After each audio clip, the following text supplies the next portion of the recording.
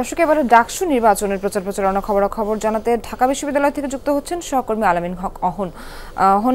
সকাল থেকে প্রার্থীদের প্রচার প্রচারণা দেখছেন, আপনি সেখানে আছেন, আমাদেরকে তথ্য দিচ্ছেন। এখন কি পর্যায়ে আছে ভোটারদের উপস্থিতি, সবকিছু মিলে জানাবেন সবশেষ।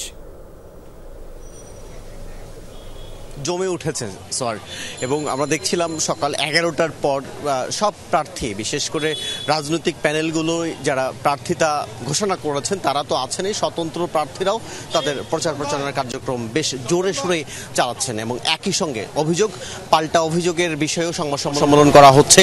এবং আমি যদি সেই দৃশ্য দেখাতে চাই, শুধু সংবাদ সম্মেলন নয়, প্রচার প্রচারণার দৃশ্য যদি একটু দেখাই, একই সঙ্গে তারা প্রার্থীরা বলছেন যে বিশেষ করে এবার সব প্রার্থীদেরই মোটামুটি একটি অভিযোগ অনলাইনে তাদের বিরুদ্ধে প্রপাগান্ডা চালানো হচ্ছে এবং অনলাইনের নানান বট আইডি থেকে তাদের বিরুদ্ধে কথা বলা হচ্ছে। এটি মোটামুটি সব প্রার্থীরাই অভিযোগ জানাচ্ছেন। এবং একই সঙ্গে বাংলাদেশের বেশ কয়েকটি বিশ্ববিদ্যালয়, চট্টগ্রাম বিশ্ববিদ্যালয়, বাংলাদেশ কৃষি বিশ্ববিদ্যালয়ে যে অস্থিরতা শুরু হয়েছে সেই বিষয়গুলো নিয়ে প্রার্থীরা বলছিলেন, শিবিরের প্রার্থী বলছিলেন যে পতিত সরকার যে শক্তি ছিল তারা এখন অস্থির করার চেষ্টা করছেন ক্যাম্পাসগুলোকে, এবং এই জন্য ইন্টারিম সরকারকেও তারা দায়বদ্ধ করতে চান। তারা বলছিলেন যে ঘটনাগুলো জুলাই আন্দোলনের আগে তারা ঘটিয়েছিলেন তাদেরকে শাস্তির আওতায় আনা হয়নি, জুলাই আন্দোলনের সময় যারা হত্যার সঙ্গে জড়িত ছিলেন তাদেরকেই শাস্তির আওতায় হয়নি, অনেক টাকার ছড়াছড়ি হয়েছিল।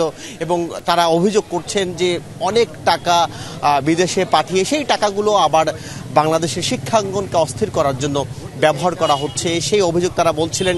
এবং ডাকসু নির্বাচনে সেটির প্রভাব পড়ছে কিনা সেই বিষয়েও তারা আশঙ্কা করছেন, শঙ্কা জানাচ্ছিলেন।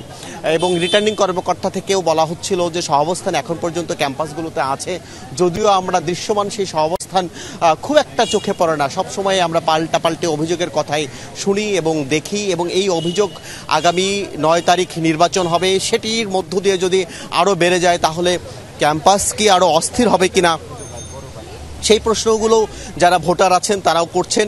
এবং এই ভোটাররা বেশ উচ্ছ্বাসের সঙ্গে আছেন। 4 দিন বন্ধ আছে।